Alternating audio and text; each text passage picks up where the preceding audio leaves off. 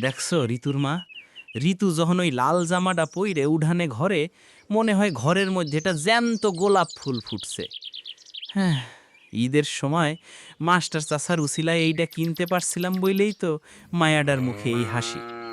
তাই হাসি তো ভাই মেঘের লাহান, রোদ উঠলে মিলায়া যায়। পকেটের টাকা যেমনে শেষ হইল, মনে হইতাছে খুশির দিনও মনে হয় ফুরাই আইতাছে। হেইডেই তো কথা। অভাব কি আর আমাগো পিছু ছাড়ে? ঈদের খুশি তো গেল। অহন ঋতু স্কুলের বেতন আর এই চাউলের চিন্তা তো আর দয়া দিয়া চলবো না। বাজারের যে আগুন! কাইল গেলাম কুদ্দুসের দোকানে 1 পোয়া লবণ আনতে। দাম শুনা তো মনে হইল লবণ না, দামি কোনো জহরত কিনবার আইছি। কাম কাইজ তো এক্কেরে বন্ধ। মাইনষের দাঁড়ে দাঁড়ে ঘুরি, সবাই কয় সালাম ভাই, দিনকাল খারাপ। পেটের খিদা কি আর দিনকালের কথা বুঝে? ঋতুমা, তুই ওই জামাটা নিয়ে ঘরে যা, বেশি রৌদ্রে আবার রং চইলা যাইব।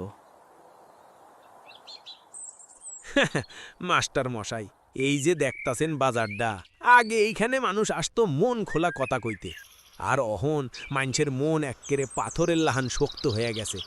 পাশের ঘরের মানুষ না খায়া কান্দে, আর পাশের বাড়ির মানুষ টিভির ভলিউম বাড়ায়া দে। মায়া মহব্বত কি এক্কেরে উইরা গেল নি? যুগ তো বদলাই গেছে। আগে অভাবের দিনেও আমরা একজনের দস্তরখানে 10 জন বসতাম। অহন মানুষ বড় স্বার্থপর হয়ে গেছে। আগে মাইনষের পেটে খিদা থাকলে মানুষ আগাই আসতো, আর এখন মানুষ ভিডিও কইরা নেটে ছাড়ে, কিন্তু সাহায্য করে না। পাড়াপড়শিও এখন অচেনা পর হয়ে গেছে। ইমাম সাহেব, আমার ওই ছোট নাতিডারে নিয়ে বড় মুসিবতে আসি। সারা দিন ওই মোবাইল হাত থেকে ছাড়ে না। মসজিদে আসেনের কথা কইলে কয়, দাদা ডিস্টার্ব কইরো না, গেম খেলতাছি। ঘরের এক কোনায় বৈশা কি যে করে আল্লাহই জানে। পোলাপানগুলা তো আমাগো সম্মান আর আদব কায়দাই ভুইলা যাইতাছি ইমাম সাহেব। চেয়ারম্যান সাহেব, এই ব্যাধি এখন ঘরে ঘরে। প্রযুক্তি তাদের জগৎ খুইলা দিছে ঠিকই, কিন্তু তারা মায়ার জগৎথাইটা দূরে সইরা যাইতেছে। তাদের একটু সময় দেন, শাসন না কইরা মায়া দিয়া বুঝান, নাইলে এই প্রজন্ম আমাগো শিকড়ই ভুইলা যাইব। ইমাম সাহেব, আমি তো চেষ্টা করি বুঝাইতে, কিন্তু কাছে গেলেই মুখ গোমড়া করে। আগের মতো গল্পও করে না আমার সাথে। ছোট থাকতে আমার কোল সাইডা নামতো না, এখন দেখি আমি যেন ওর কেউই না। চেয়ারম্যান সাহেব, সময় বদলাইছে, কিন্তু ভালোবাসার ভাষা বদলায় নাই।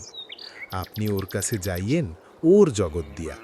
ও কি গেম খেলে, কি দেখে, সেগুলো আগ্রহ দিয়া শুনেন। দেখবেন ধীরে ধীরে আবার আগের মতো আপনার কাছেই ফিরে আসবো ইনশাল্লাহ।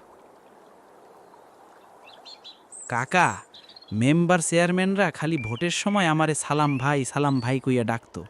এখন রিলি পাইলে পায় ও মুখে তো মুখে। আমাগো কপালে জোটে খালি ছাই। ভোটের ব্যালট পেপার পর্যন্তই আমাগো দাম। আরে সালাম, ওগো কথা বাদ দে। যারা দিন মজুর, তাগো কষ্টের দাম শুধু ভোটের ব্যালট পেপার পর্যন্তই। ভালো মানুষ কখনো মিছা কথা কয় না, আর যারা মিছা কয় তারা বিশ্বাসের যোগ্য না। আমাগো নিজেগোই একে অপরের পাশে দাঁড়ান লাগবো, নাইলে কেউ নাই। শোনো বৌমা, তোগো জামানার মানুষের তো শরীর একেবারে আলসিমিতে ভরা। একটু রোদে গেলেই ছাতি লাগে। আর সাবান সোডার যে বাহার! আমরা পুকুর ঘাটে যেতাম, খৈল আর কলার বাসনা পোড়াইয়া খার বানাইতাম।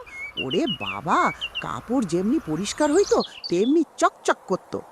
অনকার ওই সুগন্ধি সাবানে তো শুধু গন্ধই আছে, ময়লা তো যায় না। চাচি, অহন কি আর ওইসব করার সময় আছে? অহন তো টিপ দিলেই সব কাম হইয়া যায়। তবে আপনি গো মতন এই শক্ত হাত আমাগো নাই। আমাগো প্রজন্ম তো মনে হয় বিস্কুট দিয়া বানানো, একটু রৌদ্রে গেলেই গইলা যায়।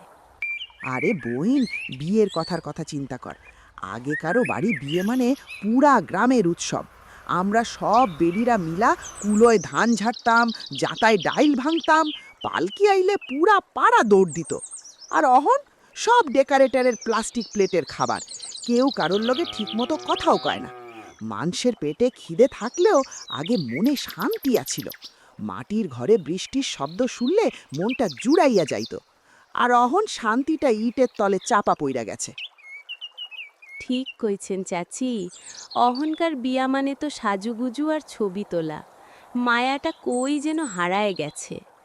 ঋতুরে লইয়া যখন বসি তখন ভাবি ওর কপালে না জানি কি দিনকাল আছে। মাস্টার চাচা, ঋতুর স্কুলের বেতন বাকি। ঋতুর মার রূপার চুরি জোড়া বেইচ্ছা দিতে চাইছিল, কিন্তু ওইটা বেইচ্ছা দিলে আমার আর ইজ্জত থাকবো কই। আগের বার তো আপনি আমাকে অনেক বড় উপকার করছিলেন। সালাম, শোনো, বারবার টাকা দিয়া আমি তোমারে ছোট করতে চাই না। প্রাইমারি স্কুলের পেছনে যে নতুন ঘরটা উঠতাছে, ওইখানে কিছু লেবার লাগবে, আর দেখাশোনার জন্যে একজন বিশ্বাসী মানুষ দরকার। আমি স্কুল কমিটিকে তোমার কথা বইলা দিছি। কাইল সকালে তুমি ওইখানে চইলা যাইও। কাজটাও পাবা, সম্মানের মজুরিও পাবা।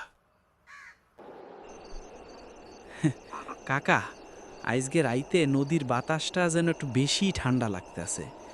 মাস্টার চাচা যে স্কুলের কামটা মিলাইয়া দিল, এখন মনে হইতে আছে বুক থেকে বিশাল একটা পাথর নাইমা গেল। আরে বেটা, পাথর তো নামবই। তয় তুই যেমনে জঙ্গল বানায়া দাড়ি রাখছত, স্কুলের ওই কামে গেলে পোলাপান তো তোরে দেখে ভয় পাইব। আর আমাগো মাস্টার মশাইয়ের মুখটা দেখেন, এক্কেরে শিলা আলুর লাহান পরিষ্কার, একটাও দাড়ি নাই। আরে দাড়ি নাই তো কি হয়েছে, মাথায় তো ঘিলু আছে। আর সালামের দাড়ি বড়, কারণ ওর মনের জোরও বড়। তয় সালাম, কামে যাওয়ার আগে দাড়িটা একটু গুছায়া দিও, নাইলে ইটের গুঁড়া আটকে তোমার ওই দাড়ি তো সিমেন্টের বস্তা হয়ে যাইব। হ মাস্টার চাচা, ঠিক কইছেন। কাল সকালে একটু সাইডে লমু। কাকা তো খালি আমার পিছেই লাগিয়া থাকে। সারা দিন কাকার নজর আমার দাড়ির উপরে। আরে মজা করলাম বেটা, দিন শেষে তুই যে হাসি মুখে আসত, এইটাই আসল। ল দোকানদার, আর এক কাপ কড়া চা দে, আজকে আর নদীর পাড়ে আড্ডা জমবো। শিকড় ছাড়া যেমন বৃক্ষ বাঁচে না, মায়া ছাড়া তেমনি মানুষ টেকে না। আমরা প্রতিদিন অভাব আর অভিযোগের পিছনে ছুটি, কিন্তু শান্তিটা লুকিয়ে থাকে খুব সাধারণ কিছু মায়ার আড্ডায়, মাটির ঘরের বারান্দায় কিংবা নদীর ধারের কোনো পুরনো চায়ের দোকানে। যুগ বদলাবে, শহর বাড়বে, পকেট হয়তো আগের চেয়ে অনেক বেশি ভারী হবে, কিন্তু আমাদের আত্মার আসল শান্তিটা সব সময় আমাদের সেই পুরনো শেকড়েই পড়ে থাকবে। মা বাবার হাতের আদর আর নিজের গ্রামের মাটির ঘ্রাণে আমাদের আসল পরিচয়। আসুন, আধুনিকতার এই ভিড়ে আমরা আমাদের মানুষ হবার মায়াটা যেন কোনোভাবেই ভুলে না যায়। নিজের শেকড়কে আঁকড়ে ধরি, তবেই আমাদের সব স্বপ্ন সার্থক হবে।